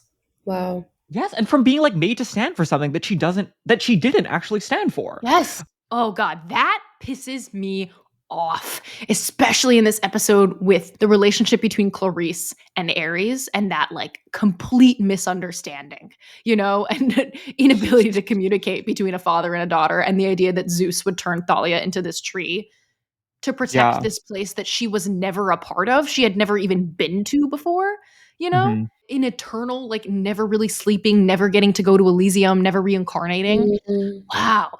That itself is in itself enough to make me be like screw Camp Half-Blood, like screw the gods, like that is evil. It's so Yeah. disrespectful. Imprison Yeah. this girl, like it is violating. Oh my God, makes me mad. Blame Zeus. Blame It's always Zeus. Zeus's problem. I think Yeah. what's really cool, and Eric, I can't stop thinking about your analogy of the chessboard. Like what I love about this There's a chessboard in the scene- suite, by the way, in the Admiralty suite. There's a chessboard in the suite. Okay, go I ahead. didn't pick up Janani. on that. Okay, prop department, you deserve your props. I think like what I really love about this conversation and just in general the discourse around Thalia between the campers or former campers is she never gets to speak for herself. So, we talk about these characters who haunt the narrative. Like, Yes. she is this concept more than she is a person. And everyone gets to project onto Thalia what they believe. So, Annabeth is like, Thalia would hate you, Luke. Annabeth cares about family. She cares about people. And Luke cares about the relationship between the gods. And so he's like, no, but you don't really know Thalia. Like, and it's just, you're so right that it really lays the like groundwork for Thalia to come. And as a viewer, you're like, we have no idea who what this person actually thinks, which side. It creates this suspense. That's the first thing. And then the second thing is, I love that this scene really just describe like this misinterpretation of Thalia that you believe is the correct interpretation of her between Luke and Annabeth is so Yeah. important, because I also was thinking about, I keep thinking about what we were talking about earlier when Annabeth says, oh, he got the Admiralty suite because he wants the glory. Mhm. I think like part of the reason why she truly believes that Luke is acting for glory is because she's translating all of his actions through her own schema of like how she views the Yes. world. Like Yes, it, yes, it yes, yes, just, she cannot fathom any other reason. Annabeth is a recovering glory holic herself. Yeah. Exactly. She is the biggest drinker of the Camp Half-Blood Kool-Aid. 100%. And so she believes like, she's like, okay, well, that's the only possible reason why someone would want to do something like this is Yep. to mine their own glory, when we know that literally her entire, like, the first thing we learn about Annabeth is that she's dying to go on a quest. And so she maybe Yeah, views it as like, yeah. well, Luke never got to go on a quest, so like he had to create one for himself. That she can understand. But everything else about his actual beliefs and like the fact that he really cares, like we said, about what he's doing is a shock to her. And Yeah. we see that happen in this moment with this dialogue. I can't stop now thinking about the fact that you keep bringing up this point that he never had a prophecy, so he had to make one for himself. And this like fixation on the great prophecy and being told the great prophecy by Kronos and being like, this is my fate. Like, and I mean, obviously it is his fate, but he's not Dramatic in that way irony, that he knows yeah. it yet. Yeah, not that he knows it yet. But like, oh God, that is so freaking sad. Like, such a great point for Kronos Yeah. to chronipulate. This is a phrase I want us to coin and massively populate the internet with. Not manipulate, but chronipulate. He is being chronipulated through the great prophecy in the same way that Percy and Annabeth are. And that's what sucks, is that Luke thinks that he has like aligned himself with this better alternative option, which is Kronos, but Kronos is just as bad, if not worse, than the gods, because Luke says that like this is how the gods divide us, right? They wall off the truth, but Kronos is doing the same thing to him. Yeah. I really like that framing of like Annabeth's memory of Thalia is through the prism of family, and Luke's memory of Thalia is primarily through the prism of ideology. That Because really that's what unlocks draws something. them to. And I think it is true, and I think that we are going to. I feel like that'll be a great frame for the next episode for us to talk through those flashbacks. Yes, Because I family think versus that ideology. actually, like, does really unlock something. Yeah. Absolutely, because Annabeth was a kid. She was 7 years old. And Luke was, I mean, in the books, 14, Thalia 12, but probably both of them like 14 when they're on the run together. Okay. Great prophecy time. Coming the episode after, we're pissed off at Chiron for like telling Annabeth parts of the truth, but not the whole truth. Luke points out that that was wrong, which we have to agree with in defense of Luke. Yeah. Percy is Percying so hard in this scene. Like, I don't want to know. so absolutely brilliant. Walker, you're going to win 15 Oscars. You know what I do think is interesting, though, is that Luke doesn't deliver the great prophecy to them. In our first watching, we were clutching the table being like, is he going to intervene? We thought he was He's gonna say spoil it. He's going to like tell them what's going on and like undermine Annabeth and Percy's relationship forever. And I think it's genuinely like the way that he goes about it is by telling Percy basically like, you know what, I like you, you deserve this, but then not going that rest of the way and doing it, which could be read as holding power, maintaining that. But I think it is also very possible he doesn't know it. he might not know the words himself, because that's part of Yes. what we get out of this, is that him and Annabeth are doing this whole chess thing about like misinterpretations of the great prophecy. And of course we find out at the end, Annabeth saying like, I was bluffing that whole time. I don't actually know any of the words. Why was he so certain? And it is entirely possible, of course, like based on that he doesn't know the that words he also either. doesn't He know can't it. reveal in great detail. He might also be bluffing. I think it's also possible that he feel like, I'm entirely still open to a reading at this point that Luke genuinely wants the best for Percy and also believes that the best for Percy would involve defection. Yeah. He doesn't only want the best for Percy, he needs Percy on his side. You could end the war tonight Yeah. if you join us. If Percy joins him right now, they don't have to attack Camp Half-Blood, you know? Yeah. And I don't think that Luke wants to kill demigods, you know? He doesn't want to do that. So he wants Percy on their side so that he can say like, hey, Percy's on our side. You guys should, you know, Give time up. for Camp Half-Blood to fall. You should come with us, give up. Yeah. So we go down to the bowels of the ship. We get this absolutely sick set of all the demigods training. It's terrifying. Demigods and monsters getting along. We don't really use that word here. We're all children of the gods. Wake it up. We had that conversation in episode 1. What is the difference between being the child of a god and a naiad and becoming a monster like Tyson? Doesn't make any sense. Mythic rights. We're all children of the gods is such a phenomenal, like, we love the word mythic also, but that is such a perfect button on that. Oh, Children of the gods. That's a brilliant campaign talking point. And at this point, the only, like, Annabeth is like, oh, you know, we kind of like breeze by that idea. You know, Percy really takes the hit as he sees Tyson, you know, being treated well and not as an embarrassment, you know. Yeah, looking guilty, like he should looking be. guilty. But Annabeth kind of blows past it and is like, okay, so you might like stand up for children of the gods monster rights, but you're going to kill a bunch of like mortals. Like, what about the mortals? I don't know that at this point in time we have received like a good enough argument for why the mortals, like, I know because I've read the books and I understand who Kronos is as like a villain, that like he's not going to respect the lives and rights of mortals. But at this point, I don't get the sense that like Luke is anti-mortal at this point in time.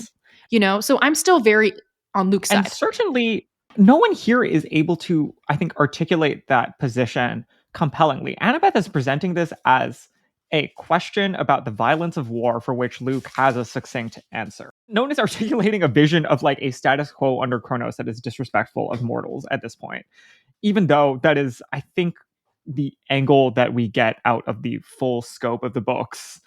And that probably would come from a lot of mythological tellings about the Golden Age under Kronos, that there was a lesser role for humanity without full autonomy and self-actualization.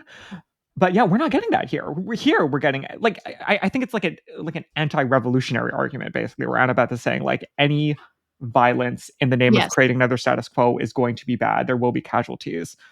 And Luke's answer to that is so perfect that like he kind of gags everybody. He takes this is him taking that last card off the board and saying like, you could end the war right now. How about like if you're so concerned about all these people being collateral damage, how about no collateral damage? How about we're all on the same side and we're all just having a different world order? Imagine if they had just gone with him in this moment. Sorry, go ahead, Janani.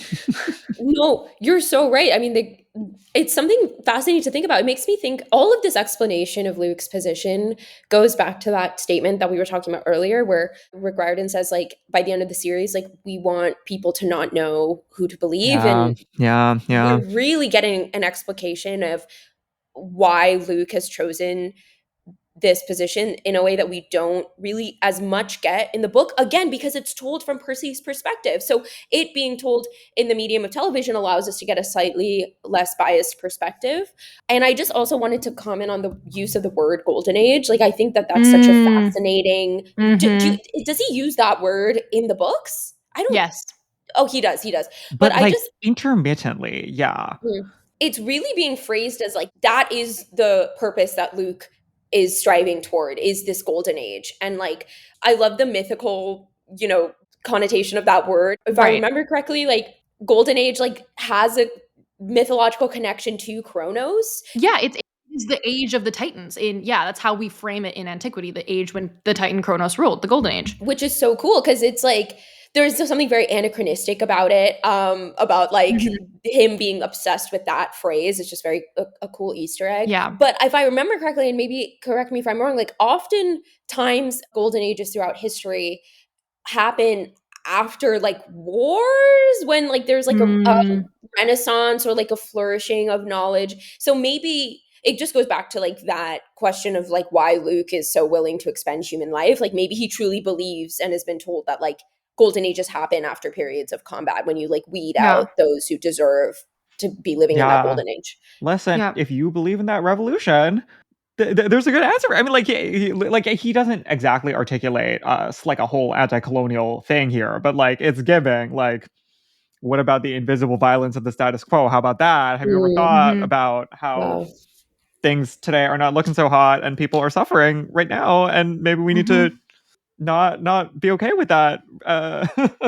Yeah, you're so right. My favorite line in this entire scene is when Luke says the words are clear in reference to the prophecy, and Annabeth looks at him and says, it's prophecy. The words are never clear. Leah Savay Jeffries' Oscar for this moment, the way that she delivers these two sentences, it's prophecy, the words are never clear, is so juicy. It's like she has these two different actions or like two different tactics. Prophecy is almost like scolding, like get it together. Like, and then when she says the words are never clear, she looks at him with this like sadness in her eyes. It's total like love and comfort, and like she sees in him that he has been chronipulated. Like that is all she's seeing right now is love and like wanting to comfort and to like gently caress him back to She her wants side. to take him off the ship. She wants to take him off this ship. Exactly. But then we can't, of course, pacing, urgency. This is a classic, you want a slow burn? Well, yes, because a bomb goes off. Like, we don't have time to finish these freaking conversations. We're in the middle of a freaking war. Tyson bomb, shout out to this moment. I'm sure that Daniel has spoken about this at this point, and we'll try to find somewhere to reference you towards, but this is his total Tom Cruise moment, being literally lit on fire. This was something else everyone on set was really excited to tell us about and show us before they had the eye CGI'd in. They showed us the clip of Tyson taking off that fireproof jacket. We know he also had like fireproof gloves on so that he could like touch the jacket and take it off. Total action hero, epic shot. They literally lit Daniel Deemer on fire for this scene. Shout out to Okay, that. practical effects. Also, can we say it's his Tom Cruise moment and it happens on a cruise? So it's very apt. It's his Tom Cruise. Yeah. We It will looks really also sick. shout out older episode Erica for predicting correctly what his musical sting was going to be during like the unmistakable Tyson moment when the full I score comes predicted in. it. I think I just observed it properly. No, we were talking about it before we had heard like a full Tyson theme, and Tyson's full theme here is as predicted in instrumentation: lower horns, it's tubas, it's trombones. It's Shout out to obviously that. tubas. Tyson is obviously the tuba. We're gonna have to do another season 2 music episode. Yep, we escape. After this, we finally get the epic St. Crispin's Day speech from Clarice. I think now is a great time to roll the clip of us asking Dior about this. Okay, so we wound up, we did the readings, but the big thing that we did was we watched the St. Crispin's Day speech. I slept with it on. I brushed my teeth listening to it. It was like getting the iambic pentameter and like hearing how that sounds and trying to see how we can find like a really good rhythm for Clarice's speech, because Andrew knows, and he's such a like doll for this. He understands that a lot of the way my brain works is through audio because of like the whole music aspect of everything. So the big part about it was figuring out where the inflections were going up, where they were going down, what are the pauses like, and once having all of that down, completely forgetting all of it. Like that was the bigger ask, like throwing it out of the window. Yes. But yeah, that insanely informed my speech. And I felt it. Right, It's like she's speaking from her diaphragm. oh my gosh, yes, it was diaphragmic. I was projecting properly through the crown of my head. Yes. It was very, very lovely. It yes. was amazing. Charlie, I don't know what you got this season. Did you have any required ratings? Andrew, He's honestly, too good. He's too good. He's too Andrew good. didn't No, really This is give Swan me. Lake. Yeah. No, No, That's Playboy such a Party me- actually was the thing.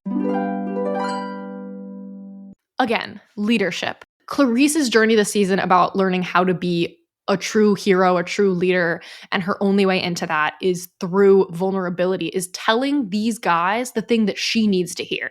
She's basically giving them the pep talk that nobody else can give her, because why? She's completely alone. She delivers her own prophecy. She has to give herself her own pep talk. And I'm thinking that she, in this moment, if she does know the full prophecy of her quest, if she knows her quest prophecy, that she's thinking like, I'm going to fail if I don't have friends. So like, how do I get these guys on my side? That is weighing on her, that she has to make these men her friends because this is her only option, Interesting. And so she lies, she comes up with this idea that she can take them to Elysium, which as far as we know is not true. I don't think we have that strong of a metaphysical grasp on what is possible for them. Like the only thing, I guess, okay, we know for sure that she cannot control this, that she is making a promise that is bigger than Yep. any demigod can Talk about safely politicking this make. episode. Yes, I think it's like the speech has lots of layers to it, where there is like we do see her giving a pep talk that is a pep talk for herself, that there's a certain amount of emotional intelligence, self-knowledge, self-soothing that comes into this that is not Aries core, that is departing from the ways that her father would have handled this situation. But it's not cleanly a self-soothe either. Like there's also this element of not sinister, but of her like scrambling to find something. She's understanding what they need, what she can promise to them, and giving that, knowing that it's an incomplete offer, that she's overextending herself because of this desperation that she kind of can't. She understands that this will work and she can't see another way through it. And at this point, it feels like she also emotionally is not that. I'm reading an Stable? indifference into the speech also, that she's desperate and she's doing what she has to do. And the full emotional, ethical consequences of this move aren't entirely clear to her. No, she has Do we no clue. agree? Yeah. She's just talking off the cuff. Like, she doesn't know what she's doing. Annabeth was She's saying what completely needs right. to be said in this one moment. And Exactly. beyond that, we haven't. Yeah. Annabeth was right in episode 2 when she said you need somebody whose skills can complement your might. Like, this is why she needed somebody who could, on this quest, who had the foresight, who, you know, had the strategic mind, because that's what Aries is all might and Athena is all strategy, right? So Yeah. Clarice doesn't have that skill, at least not like innate to her, to understand that this is probably a bad idea.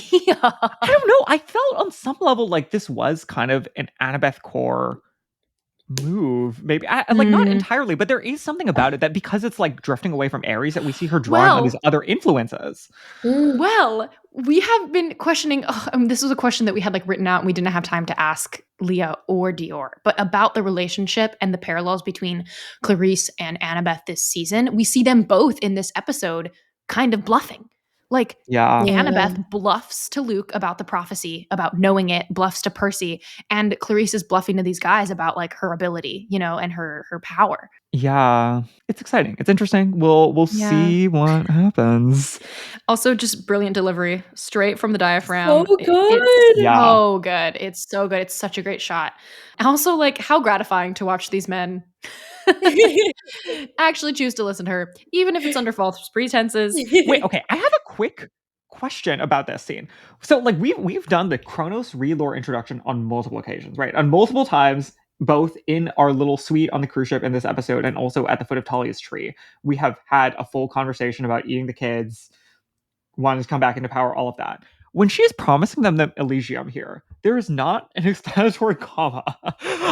This was like an open question from me, that do we feel like the watchers of the show are going to know like what actually they're talking about in this scene? About Elysium? Yes. Like, we've like people who are obviously down in the mythology will know what she's talking about. Right. And we did go to the underworld last I think that we season. explained it in season 1. Yeah. I also think that context clues, you know, they talk about like for you and for Elysium anything, and we sail from Asphodel, and that song continues to say like we will like sail into victory in Elysium. So, And you know what? If anyone's confused, Google.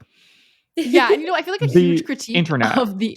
I was gonna say, I feel like a huge critique that like not us have had of the show is that there's like quote unquote too much exposition.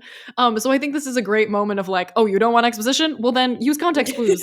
Like, Google it and use context clues. Question we also didn't get to ask: who's from Rocktown, New Jersey? That they made this Rocktown, New Jersey. Maybe we'll find out when we interview the writers. I looked it up and 3,000 people live there. It's a very small town. Part of me was like foreshadowing for Sirens, I guess. Rocktown, but that seems Rocktown, very girl. Oh, yeah, and you know what? I'm going with that. I'm going with that answer until we get a better one.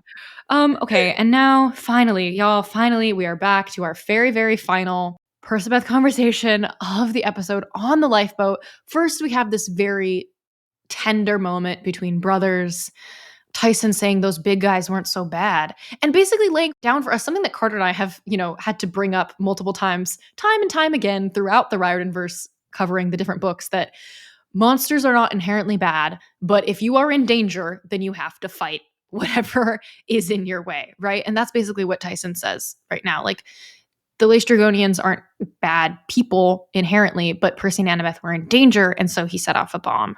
But he's clearly feeling very conflicted. Yeah. I don't think Percy feels that conflicted. I think he feels pretty satisfied by the answer Tyson gives. You guys were in danger. He's like, yeah, we were. Thanks, brother. And isn't going to think about it anymore, for now at least. For now, yeah. For now, because there's more to cover. Now, if you had been yelled at by Luke, your big brother, in this moment, and been told that your big sister, your like entire mental image and memory of your big sister / like savior as a kid is completely wrong, would you not also be spiraling inside of this lifeboat? She is like spinning out right now, freaking out. Here comes Percy being like, I trust you, I trust you, I trust you. And she's like, like, can somebody tell me like who to trust? You know? Yeah. I feel so bad for her in this moment. She has the weight of the entire world on her shoulders. Foreshadowing. Keep going. Yep, literally, she's always carrying the weight of the entire world on her shoulders. Right now, she says, if I was wrong about her, maybe I'm wrong about everything. Correct. I need It is that Percy deep. to It's hear foundational. that. Yeah. I need Percy to understand that and understand where she's coming from in this moment. She admits that she doesn't know the full prophecy. She's so honest with Percy. I think this is a huge... I don't want to gloss over the fact that this is a big step up from her last season. Yeah. As far as trust, she really does, in a sense of wanting to share the full story with him and that he deserves to know his own fate. Like, she does respect him in that way, And that was a fascinating play. Like, it makes sense that we, at this point, are basically saying, like, we are ending the Boone thing. Like, that was a 1 episode arc. And now she says, like, we are going to find out as much information as possible and we are going to share it together. Yeah. In violation of Chiron, of all of these dictates from figures of authority that she would have obeyed not that long ago. Yeah. Yes, this is massive growth for her. The same way that she was willing to like get caught and taking Percy out of cabin confinement in episode 1, she is directly going against Chiron. She is like, listen, I'm outside of Camp Half-Blood now. The world is much larger. I need to adjust to what's happening here, and I need to trust my own she's like self. banned forever from camp, right? So I guess that probably helps. Yeah. What we get is the prophecy tells of a child of the LS3 who, upon reaching 16 years of age, will become a powerful weapon. The hero of the prophecy will decide the fate of Olympus, a single choice that either saves the age of the gods or destroys it. Weapon, I think, is so interesting because we also have this phrase that repeats throughout the book that knowledge itself is a weapon. I think that Luke used knowledge a bit as a weapon in his scene by saying like, oh, Percy, you don't know the prophecy. And now she's like, I need to get that weapon back. I need to tell him everything that I know, because if he is the weapon, he needs to be armored with this knowledge as best as possible. I thought it was better for him not to know. Now I think he has to know. And that is like a huge realization that she has at the end of this episode. She doesn't, like, she still looks kind of conflicted about it. She looks stressed. She looks... it's so good. Her performance is really taking me there in this scene of like working through the different layers of like actual anxiety about the prophecy itself. But also, I feel like mostly what we're getting here is this relational tension that she realized that the Boone thing wasn't going to work for these relational reasons, and that now that we're moving out of that, there's still this ambiguity, this stress that she's placing. Listen, if she thought up until this moment, even if she felt like she knew Percy well enough to know that he would not destroy Olympus, she just got told that the person who she has looked up to her entire life, she didn't know at all. Wow. So how could she would want to destroy Olympus? Yes. So how could she possibly feel in this moment like she knows what choice Percy would make? She cannot know. And it is that fact that I had to ask Walker about. Because he says, okay, so Chiron thinks I might destroy Olympus. And Annabeth is like, And then he says, what do you think? And she doesn't answer because she doesn't know. And that makes perfect sense to us. But to him, that's probably really hurtful, right? Because he has been doing nothing this entire season but saying, I trust you. I trust you more than anything. I trust your judgment. Like, whatever you think is what goes. And then he says, after she doesn't respond, you were right. I wish I didn't know. Roll the clip of Walker. And then he asks, what do you think, to Annabeth? Yeah. And it's after Annabeth like doesn't really respond to that question that he's kind of like, I wish I didn't know. So I was wondering how much of that like frustration and anger is really because you get the sense that Annabeth doesn't trust you. I think he wishes he didn't know, not just because it's a whole other like type of pressure, but like I feel like he thinks like this is the one person that he would expect to be like, oh no, you're not gonna destroy the world, and she doesn't say anything. So it's like, I wish I didn't know that you thought that, because now I can't like trust you as much as I did before. You know what I mean? So I think, I don't know, it's difficult. Wow, jeez. Definitely, it's terrible. These are great questions. And I think a lot of these layers come through in Leah's performance also, that like part of that, it's not just lost in thought, that there is coming through around these lines, this tension and fear about him having this reaction that like he's going to take it as an accusation, and that their relationship is going to be put at risk through the fact that she can't hide this anymore. Yeah, it's the dangerous and expensive authenticity, and that she's like laying it all out. She's not lying. She's not poo-pooing. It's we've turned a corner. I think something I really like at the beginning of the series, it's framed as, do you choose the gods or do you choose Kronos? And that's like often like the juxtaposition that we see and the dilemma that characters face. But then by the end of the series, we see this, it's just so much more nuanced. It's like, well, I technically choose the god. Percy technically chooses the gods, but what he's really doing is he's choosing the people that he knows and loves, and that happens to be the side of the gods. At the end, he chooses Anna. Like the only real, true, pure loyalty that he has is to his friends, and it is to Annabeth. And and at the end, Luke chooses Annabeth too. Yes, like all of the decisions about choosing become completely unmoored from Kronos versus the gods, and it becomes just about people. And we're starting to see that with Percy and Annabeth here, where Annabeth receives this life-changing, destabilizing information about somebody that she thought she knew, and she realizes that she has to trust what's in front of her and the people that she truly knows, and Percy is one of them. And like that goes back to the conversation about the slow burn. Like we just see at so many points in this series, both platonically and then romantically, that Percy and Annabeth choose each other over everyone else, and this to me is a great representation of that.